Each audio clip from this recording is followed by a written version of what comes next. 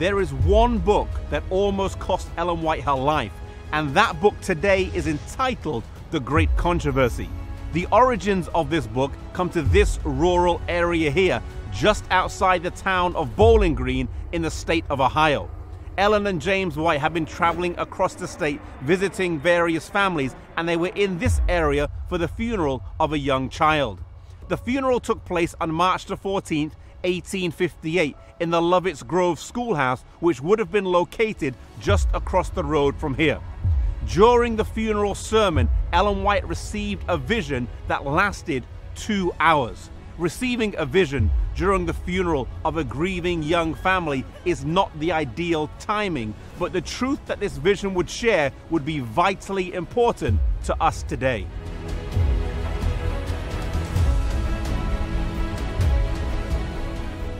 The following day, James and Ellen were traveling home by train, and she relayed to him what she had seen, and they discussed plans for writing out the vision. It was decided that when they reached home, this would be her first work. Yet on that train, there was what one author has described as an unseen, unpaying passenger who was determined that the world should never know the truth about himself, that it should not get published and see the light of day.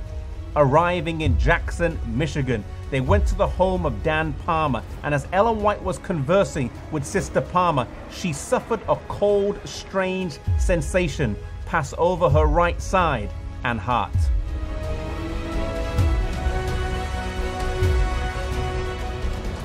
Those present earnestly prayed for her, and with a partially restored strength, she was able to continue her journey here to Battle Creek. Arriving back here in this house, she began to write, but it wasn't easy. Initially, she only had enough strength to write barely 1 page, and then she had to rest for 3 days afterwards. But as she continued to write and her strength increased, she was able to progress and finish the book.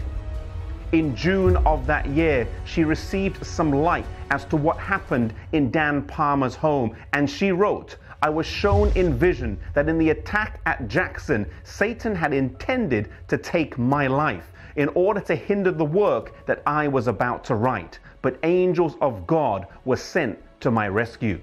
The unseen, unpaying passenger on that train did not want the world to know that he had been an angel in heaven, that he had fallen into sin, and that he was the cause of the misery in this world.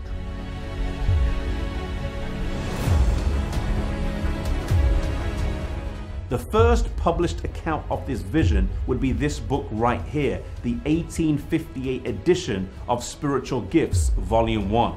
This would later be enlarged into the Spirit of Prophecy, Volumes 1 to 4, and then eventually to what we have today, a 5-part series entitled The Conflict of the Ages, of which the book Great Controversy is the last in the series. The great controversy between Christ and Satan would be a major theme in the writings of Ellen White, and also the motif by which Seventh-day Adventists would understand as key to unlocking Scripture.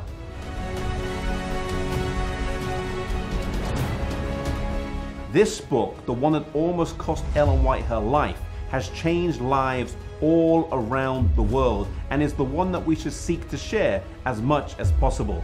Ellen White herself said, "The Great Controversy should be very widely circulated. It contains the story of the past, the present, and the future. In its outline of the closing scenes of this earth's history, it bears a powerful testimony in behalf of the truth. I am more anxious to see a wide circulation for this book than for any others that I have written. For in the Great Controversy, the closing scenes of this world's history are given more distinctly than in any of my other books." If you have never read the book The Great Controversy, then I would invite you to do so. And if you have, then pray and ask God for wisdom on who to share a copy with.